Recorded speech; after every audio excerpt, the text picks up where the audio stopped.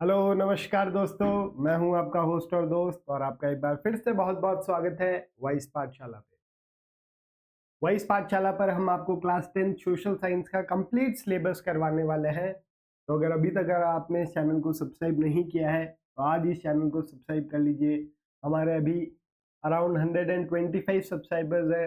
अगर आप सब्सक्राइब करते हैं तो हमको कॉन्फिडेंस मिलता है और हम इसी तरीके से आपके लिए बेहतर कंटेंट लेकर आते रहेंगे। जितने भी लेक्चर्स हमने करवाए हैं सबके पीडीएफ डिस्क्रिप्शन बॉक्स में टेलीग्राम का लिंक है, वहां से आपको मिल जाएंगे। तो बिना किसी देरी के हमारा आज का हम ये लेसन स्टार्ट करते हैं। आज की क्लास के अंदर हम हिस्ट्री का पहला चैप्टर पढ़ेंगे, the rise of nationalism in Europe. Lecture number 3 होने वाला है। ऑलरेडी हमने इसके इंट्रोडक्शन और कुछ पार्ट कर लिया है, तो आपने वो नहीं देखा है तो वो भी आप जाकर देख सकते हैं। अब आज की क्लास के अंदर हम जो है वो दो चीजें पढ़ने वाले हैं। एक पढ़ने वाले हैं एज ऑफ रिवॉल्यूशन 1830 से 1848। मतलब यूरोप के अंदर हर एक कंट्री के अंदर रिवॉल्यूशन हो रहे हैं। और वो क्यों हो रहे हैं? क्योंकि लोग वहाँ के कंजर्वेटिव रूल से परेशान हैं और वहाँ पे जो नई मिडिल क्लास उभर कर आ रही है वो उन कंजर्वेटिव से परेशान है और उनसे वो फ्रीडम चाहते हैं। और उसके बाद में हम पढ़ेंगे रिवॉल्यूशन ऑफ लिबरल्स। फिर जो है ये जो है 1830 से 48 तक का जो टाइम पीरियड है, इसके अंदर छोटे छोटे रिवोल्यूशन होते हैं और उसके बाद में आपको बड़े रिवोल्यूशन देखने को मिलते हैं, जिससे आपकी जो वहाँ पे कंजर्वेटिव रूल की सरकार है वो खत्म होती है और धीरे धीरे हमको नेशन स्टेट बनते हुए दिखते हैं। जर्मनी बनता है, इटली बनता है, ब्रिटेन बनता है, ये सब हम देखेंगे। अब द जुलाई रेवोल्यूशन। अब जैसा कि आपको पता है कि फ्रांस के अंदर फ्रेंच रेवोल्यूशन होने के बाद में वहाँ पे रिपब्लिक आ जाती है, कॉन्स्टिट्यूशनल मोनार्की आती है, उसको हटा के जो है वो नेपोलियन आके डिक्टेटरशिप लिया था। नेपोलियन हटने के बाद वहाँ पे बर्बन डायनेस्टी मतलब वापस राजा का रूल आ जाता है। लोग राजा से परेशान हैं और 1830 के अंदर फ्रांस के लोग बर्बन डायनेस्टी का जो राजा था, जो कि वियना ट्रीटी के बाद उसको राजा बनाया गया था, उसके खिलाफ वापस से वो लोग जो है वो रिवोल्ट कर देते हैं और उसको हटा देते हैं। Revolutionaries overthrew Bourbon king who restored its power in 1815। Vienna treaty के बाद ये पावर में आया था। And restored constitutional monarchy with Louis Philips as its head. नया हमने हेड बना दिया लुई फिलिप को। The July revolution sparked uprising in Belgium which led to breaking up of Belgium from United Kingdoms of Netherlands. अब France से just सट्टावा जो हमने वियना ट्रीटी के बाद में एक किंगडम बनाया था, किंगडम्स ऑफ नीदरलैंड, उसमें भी बगावत हो जाती है और बेल्जियम नीदरलैंड से अलग हो जाता है। तो इसी पे जो आपका ड्यूक मेटर्निच है वो बोलता है when France sneezes the rest of Europe catches cold. ये आपका एक नंबर का एमसीक्यू बनता है। तो ये पूछ लेंगे कि ये स्टेटमेंट आपका किसने दिया कि फ्रांस में कुछ भी होता है उसका असर आपको पूरे यूरोप पे देखने को मिलता है। तो फ्रांस में रिवोल्यूशन हुआ और उसके बाद में उसके जस्ट पास वाले किंगडम में भी रिवोल्यूशन हो जाता है। तो ये था 1830 का फ्रांस का रिवोल्यूशन। अब हम देखेंगे ग्रीक वॉर ऑफ इंडिपेंडेंस। अब जो ग्रीस है ना, वो वहां पे ऑटोमन एम्पायर का रूल आ जाता है। 1543 के आसपास ऑटोमन एम्पायर वहां पर आ जाता है और अब धीरे धीरे ग्रीस में भी जो है वो इंडिपेंडेंस की भावना जग रही है। Greece had been a part of Ottoman empire since 15th century. 1453 में वहां पे ऑटोमन एम्पायर आके अपना रूल जमा देते हैं। The growth of nationalist revolution in Europe sparked struggle for independence among the Greek in 1821। अब क्योंकि यूरोप में अलग अलग जगह रेवोल्यूशन चल रहे हैं तो ग्रीस में भी वहाँ के जो लोग हैं वो बोल रहे हैं हमको ऑटोमन एम्पायर से आज़ादी चाहिए और इनकी भी जो है वो रिवोल्यूशन 1821 में स्टार्ट हो जाता है। People came in support for Greece independence. Europe के बहुत सारे लोग ग्रीस के इंडिपेंडेंस के सपोर्ट में आ जाते हैं। क्यों आते हैं? Greeks living in exile. कौन कौन लोग आ रहे हैं? जो ग्रीस के रहने वाले हैं लेकिन वो बाहर है, उनको देश निकाला दे दिया है। West European who sympathize as ancient Greek culture. क्योंकि यूरोपियन कल्चर की पूरी शुरुआत हम देखते हैं ग्रीस से स्टार्ट हुई है, तो यूरोपियंस कहीं ना कहीं अटैच थे ग्रीस से, तो वो भी उस स्ट्रगल पे भागीदारी निभा रहे हैं। Poets and artist mobilize people in support of Greece and said that Greece is a cradle of European civilization. जितने भी आपके आर्टिस्ट पोएट्स हैं ये भी उसके सपोर्ट में अगर बोलने लगे कि जो ग्रीस है यही जो है वो यूरोपियन कल्चर की जननी है, मतलब यूरोपियन कल्चर यहीं से स्टार्ट हुआ है, इसलिए हम लोगों को इनको सपोर्ट करना चाहिए। ऐसे ही आपके आर्टिस्ट थे लॉर्ड बरियन, इंग्लिश पोएट थे, collected and fund and fought war for Greece and died in fever in 1824। Lord Byron जो है एक पोएट थे, उन्होंने भी ग्रीस के लिए लड़ाइयाँ लड़ी, फंड इकट्ठे किए और वो 1824 में फाइनली मर जाते हैं। Greece got independence in 1832 with the treaty of Constantinople. अब जो ग्रीस के अंदर 1821 में इंडिपेंडेंस की स्ट्रगल की शुरुआत होती है, 1832 में खत्म हो जाती है और फाइनली ग्रीस को जो है ऑटोमन एम्पायर से आज़ादी मिल जाती है और वहां पे ग्रीस का जो है वापस से आप बोल सकते हो ग्रीक लोगों का वापस से वहां पे रूल आ जाता है। अब the romantic imagination and national feeling. अभी हमने देखा कि जो है वो नेशनल या कॉमन आइडेंटिटी की जो भावना है ये आप स्ट्रगल से भी बढ़ा सकते हो और आप अपने कल्चर से भी बढ़ा सकते हो। मतलब लोगों को आप जोड़ कैसे सकते हो, स्ट्रगल से भी जोड़ सकते हो और कल्चर से भी जोड़ सकते हो। तो सवाल ये आता है कल्चर से यूरोपियन लोग आपस में कैसे जुड़े, क्योंकि जब तक लोग जुड़ेंगे नहीं तब तक नेशनलिज्म की भावना आएगी नहीं। तो रोमांटिसिज्म क्या होता है? A cultural movement which sought to develop nationalist sentiment. Romanticism क्या होता है? एक कल्चरल मूवमेंट है जिससे नेशनलिज्म की भावना बढ़ाई जा रही है। Culture also played important role in creating the idea of nation. Idea of nation के अंदर एक कल्चर ने भी बहुत इंपॉर्टेंट रोल प्ले किया है। Arts, poetry, stories and music played express the shape of nationalist feeling. मतलब बहुत सारे आर्टिस्ट लोगों ने भी नेशनलिज्म भावना में या लोगों में कॉमन बिलोंगिंगनेस बढ़ाने के लिए अपना अपना सपोर्ट दिया। Romantic artist criticize glorification of reason and science and focused on emotion, institution and mystical feelings. अब ये जो आर्टिस्ट है ये साइंटिफिक फीलिंग को दरकिनार रख के इमोशंस पे ज्यादा काम करते हैं, लॉजिक पे कम काम करते हैं और लोगों के अंदर इमोशन जगाते हैं ताकि लोग जो है इमोशनली आपस में अटैच हो जाए। ऐसे ही आपके जो है कुछ आर्टिस्ट है, जैसे है जॉन ग्रेटिफाइड हर्डर, ये आपके 1744 टू 1803 ये जर्मन फिलोसफर्स है।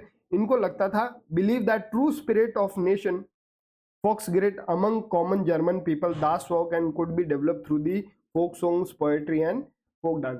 ये जो आपके हर्डर भाई साहब है इनको लगता है कि जो जर्मनी का लोकल कल्चर है, जो जर्मनी की असली स्पिरिट है वो वहां के लोगों के अंदर है, ठीक है। और वो कैसे जगाई सकती है? लोकल गानों से, लोकल कहानियों से, लोकल जो भी एपिक्स है उनको आप ग्लोरीफाई करो ताकि इन लोगों के अंदर धीरे धीरे वापस में सेंटिमेंट बढ़े नेशन को लेके। ऐसे ही है आपके कार्ल है, celebrated the national struggle through its operas and folk dance like polonaise and mazurka into national symbols. मतलब और भी जो है आर्टिस्ट इन लोगों ने कल्चर का इस्तेमाल किया ताकि लोग आपस में जुड़े। वर्नाकुलर लैंग्वेज, लोकल लैंग्वेजेस को बढ़ाया दिया गया। वर्नाकुलर लैंग्वेज, वर्नाकुलर मतलब लोकल होता है। Local and folk lores also carried the message of modern nationalist feeling to larger illiterate audience. अब जो जनता पढ़ नहीं सकती थी उनके लिए लोकल भाषा के अंदर प्लेस किए गए, ड्रामास किए गए ताकि वो लोग उनके कल्चर को जाने और धीरे धीरे आपस में यूनाइट हो। For example, Poland was divided by great powers in 1815, still nationalist feeling were kept alive through music and language. Vienna treaty के बाद पोलैंड को आधा हिस्सा जो है आपका रशिया को दे दिया, आधा हिस्सा जर्मनी को दे दिया, लेकिन जो पोलैंड के असली लोग थे उन्होंने पोलैंड के कल्चर को जिंदा रखा पोलिश म्यूजिक और उसकी लैंग्वेज से। After Russian occupation the Polish language was discourage from churches, schools and Russian languages was impose. Russia को जब पोलैंड चला गया तो रशियन लोगों ने रशियन भाषा पोलिश लोगों पे थोपनी स्टार्ट की। 1831 Polish people rebel against Russian but it was crossed. Polish लोगों ने रशियन भाषा के खिलाफ रिवोल्ट किया लेकिन उनकी चली नहीं। Therefore, Polish people use Polish language as a medium of weapon against Russian rule and nationalist resistance. फिर भी जो पॉलिश लोग थे उन्होंने पॉलिश भाषा को जिंदा रखा और रशियन लोगों से लड़ने के लिए उनका जो एक सबसे बढ़िया हथियार था वो था उनकी खुद की लैंग्वेज। और फाइनली इन लोगों को भी जो है वो जीत मिल जाती है। Polish was used in church, public gathering by priest, bishops and common people. लोग अभी भी रशियन नहीं बोल रहे हैं, पॉलिश ही बोल रहे हैं। As a result many Polish people were sent to jail in Siberia by Russians. अब क्योंकि वो लोग रशियन अथॉरिटी को मान नहीं रहे, रशियन लैंग्वेज को मान नहीं रहे, तो जो पॉलिश रेवोल्यूशन कर रहे थे लोगों को उनको पकड़ पकड़ के जेल में डाल दिया गया। We can clearly see that language also played important role in developing nationalist sentiment. अब पोलैंड में लोगों ने लैंग्वेज को एक माध्यम बनाया रशियन से लड़ने के लिए। तो अगर आपको किसी से लड़ना है या कॉमन बिलोंगिंगनेस जो है वो बढ़ानी है, लोगों में यूनिटी बढ़ानी है, तो स्ट्रगल के थ्रू तो आ ही सकती है, साथ साथ में कल्चर के थ्रू भी आ सकती है। कल्चर में क्या क्या आ जाता है? कल्चर में फूड आ जाता है, फेस्टिवल आ जाता है, लैंग्वेज आ जाता है, कल्चर आ जाता है और बहुत सारी चीजें कल्चर का पार्ट होती है। Hunger, hardship and popular revolt. 1831 was a year of great economic hardship in Europe. 1830 के अंदर यूरोप के अंदर बहुत कठिनाई हो जाती है। क्यों होती है? 1801 से 1850 के अंदर पॉपुलेशन बढ़ जाती है, जॉब की डिमांड बढ़ जाती है, migration from rural to urban area बढ़ जाता है, इसी कारण स्लम एरिया यूरोप में बढ़ जाते हैं। पॉपुलेशन इंक्रीज हो गई और कभी अगर मान लो फसल खराब हो गई तो फूड प्राइसेस भी जो है बढ़ जा रहे हैं और लोग जो है वो खाना अफोर्ड नहीं कर पा रहे। इसी दौरान इंडस्ट्रियल रिवोल्यूशन भी आता है। इंडस्ट्रियल रिवोल्यूशन आता है तो जो छोटे प्लेयर है, जो हाथ से सामान बनाते हैं, हाथ से कारीगरी करते हैं, उनका सामान बिक नहीं रहा है या जो बिक रहा है वो महंगे दाम पे बिक रहा है, इसलिए लोग फैक्ट्री प्रोड्यूस खरीद रहे हैं। फैक्ट्री प्रोडक्ट्स वर चीप, तो उनका सामान बिक नहीं रहा है, तो कॉमन लोगों के लिए बहुत ही हार्डशिप वाले दिन है। Aristocrat still enjoyed power, peasant suffered a lot under feudal dues and obligation. Aristocracy अभी भी मजे कर रही है, प्रॉब्लम किसको हो रही है? छोटे किसानों को और मिडिल क्लास को। 1845 के अंदर ऐसा ही एक रेवोल्यूशन हमको देखने को मिलता है, weavers revolt in Sicily, describe by journalist William Wolf. ठीक है, ये जो है आपका एक जगह का नाम है, वहां पर एक रेवोल्यूशन होता है, वीवर्स का होता है। क्या होता है ना, कॉन्ट्रैक्टर्स वीवर्स को जो है वो रॉ मटेरियल देते हैं और वो वीवर्स उनको फाइनल प्रोडक्ट देते हैं और कॉन्ट्रैक्टर उनको पैसा देते हैं। जो वो पैसा दे रहे थे ओवर द ईयर्स, उसके अंदर कोई सिग्निफिकेंस इंक्रीज नहीं आया, तो महंगाई बढ़ रही है लेकिन उनकी इनकम नहीं बढ़ रही, तो वो सस्टेन नहीं कर पा रहे। वीवर्स चाह रहे कि उनका पेमेंट बढ़ जाए और कॉन्ट्रैक्टर पेमेंट बढ़ाने के लिए तैयार नहीं है, तो वीवर्स लोग जो है वो रिवोल्ट कर देते हैं कॉन्ट्रैक्टर्स के खिलाफ। तो जून का महीना है, 4 जून 1845 के अंदर वीवर्स ऑफ सिसिली मार्च किया उन्होंने पेरिस में कॉन्ट्रैक्टर्स के घर पे और डिमांड की कि हमारा पेमेंट बढ़ाया जाए, लेकिन वीवर्स कॉन्ट्रैक्टर्स ने उनके पेमेंट को बढ़ाने से मना कर दिया। तो वीवर्स ने उनके घर पे चले गए, उनके घरों को डिस्ट्रॉय कर दिया। तो कॉन्ट्रैक्टर्स जो थे वो घर छोड़ के भाग गए और कॉन्ट्रैक्टर्स बाद में आर्मी को लेके आए और आर्मी ने जो है वो गोलियां चलाई और 11 वीवर्स वहां पर मर गए। तो ये आपका वीवर्स का रिवोल्ट है। कुल मिला के आम लोगों की जिंदगी यूरोप के अंदर बहुत खराब है। एरिस्टोक्रेट्स मजे कर रहे हैं, बाकी जो आपके पीजेंट्स हैं, मिडिल मैन है, कॉमन मैन है, इन सबको कहीं ना कहीं प्रॉब्लम हो रही है। और ये प्रॉब्लम जब इनको हो रही है तो ये सब लोगों की प्रॉब्लम एक जैसी है, तो इसी दौरान बीच में जो है लोग धीरे धीरे आपस में यूनाइट होने लग गए। अब एक है आपका 1848 का रिवोल्यूशन, यहाँ पे फूड शॉर्टेज हो जाता है, अनएम्प्लॉयमेंट हो जाती है, people of Paris revolted against rural, आपका लुई फिलिप के खिलाफ कर देते हैं। तो लुई फिलिप आपका भाग जाता है। जब वो भाग जाता है तो फ्रांस के अंदर एक नई नेशनल असेंबली बनाते हैं और फ्रांस को रिपब्लिक बना देते हैं। उसके बाद में जब फ्रांस रिपब्लिक बन जाता है वो 3 स्टेप्स लेते हैं। लोगों को काम का अधिकार, nation worship of provide employment, मतलब सरकार लोगों को जो है वो एम्प्लॉयमेंट प्रोवाइड करेगी और सभी 21 साल के लोगों जो अबव एज के हैं उन सबको जो है वोटिंग का अधिकार यहाँ पर मिलेगा। वुमेन्स को भी वोटिंग का अधिकार मिल जाता है।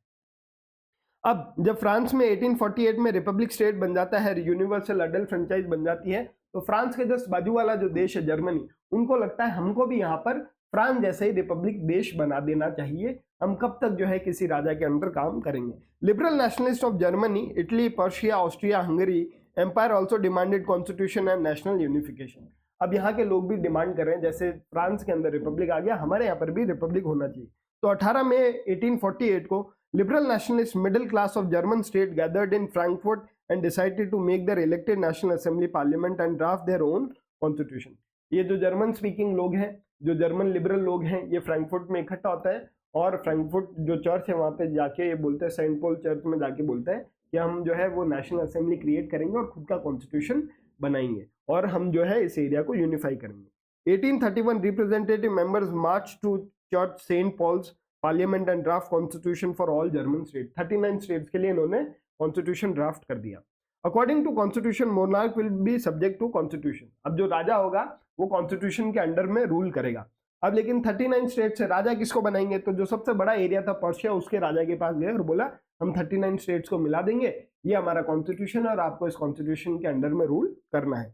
All member of national assembly after drafting constitution went to king of Persia Frederick William IV and crown him all German state, और उसको राजा बना दिया था सारे जर्मन स्टेट का। और बोला king rejected their proposal because it limited king's power. William जो है उसने इनकी डिमांड को डिनाई कर दिया क्योंकि उसकी पावर कम हो रही है कॉन्स्टिट्यूशन से। And repress the liberals nationalist by combined force of monarchy and military supported by Junkers. और उसने क्या किया, ये जो लिबरल्स का जो ये कॉन्स्टिट्यूशन या नेशनल असेंबली बनाने का इरादा है उसको सप्रेस कर दिया अपनी आर्मी और बड़े बड़े लैंड ओनर्स जिनको जंकर्स बोलते हैं उनकी मदद से इनको दबा दिया। अब ये दबाने का एक और भी कारण था कि इन्होंने जो है नेशनल असेंबली बनाई थी, इसमें सारे मिडिल मैन थे, इसमें जो है वो लोअर क्लास लोग नहीं थे, वुमेन्स नहीं थी, तो उनकी बात उन्होंने सुनी नहीं, तो उन्होंने उसका सपोर्ट नहीं किया और उनके रिवोल्ट को दबा दिया गया। King was also able to disband parliament because new parliament did not include ignored demands of workers and artisans। अब वो रिप्रेस, किंग इनको रिप्रेस इसलिए कर पाया क्योंकि जो वर्कर्स और आर्टिशियंस हैं इनको इन लोगों ने इंक्लूड नहीं किया था। Also women were not allowed to vote, they were just observers in the gallery. Womens को भी वोट का अधिकार नहीं दिया, तो आम लोग नहीं थे। ये आपका चर्च सेंट पॉल है, यहाँ पे ये जो है वो जर्मनी के लोग, जर्मन लोग या जर्मन नेशनलिस्ट इकट्ठा होते हैं, वहाँ पे अपनी नेशनल असेंबली बना लेते हैं और कॉन्स्टिट्यूशन बना के राजा के पास में जाते हैं। ये आप वुमेन देख सकते हैं ऊपर जो है वो खड़ी खड़ी देख रही है, और ये सारे मिडिल क्लास है, इसके अंदर वर्कर्स और आर्टिशियंस को इंक्लूड नहीं किया गया। But soon monarchy conservative realize that there is need of liberals which want to save the rule. लेकिन फिर इन कंजर्वेटिव लोगों को समझ में आ गया था कि हम इनको कब तक दबाएंगे, अब जो ये चाह रहे हैं इनको हम दे दें, नहीं तो हमारा रूल भी खत्म हो जाएगा। तो धीरे धीरे जो कंजर्वेटिव लोग थे इन्होंने जो हार्ड स्टेप्स लगाए थे उनको इन्होंने कम करना स्टार्ट कर दिया। तो ये कंजर्वेटिव ने क्या किया अपना रूल बचाने के लिए, they abolish serfdom and bondage labour in Habsburg and Russia. जो बंधुआ मजदूरी थी उसको इन लोगों ने खत्म कर दिया। 1867 में Habsburg ruler were given more autonomy in Hungarian region, और उनको जो है थोड़ी ऑटोनमी दे दी कि आप अपने मन का जो है वो कर सकते हैं। तो ये था हमारा आज का चैप्टर। नेक्स्ट चैप्टर के अंदर हम जो है वो यूनिफिकेशन ऑफ जर्मनी, इटली और ब्रिटेन पढ़ेंगे, और उसके बाद visualising of nation and imperialism की थोड़ी बहुत बात करेंगे और आपका चैप्टर खत्म हो जाएगा। आई होप आपको आज का चैप्टर बढ़िया लगा होगा। अगर आपको आज का चैप्टर बढ़िया लगा इस चैनल को जरूर से लाइक कीजिए, शेयर कीजिए, सब्सक्राइब कीजिए। हमारे अभी 125 सब्सक्राइबर्स है, अगर आप सब्सक्राइब करते हैं तो हमारा मोटिवेशन बढ़ता है और हम इसी तरीके से आपके लिए बेहतर कंटेंट लेकर आते रहेंगे। नेक्स्ट क्लास हमारी आएगी फ्राइडे शाम 4 बजे।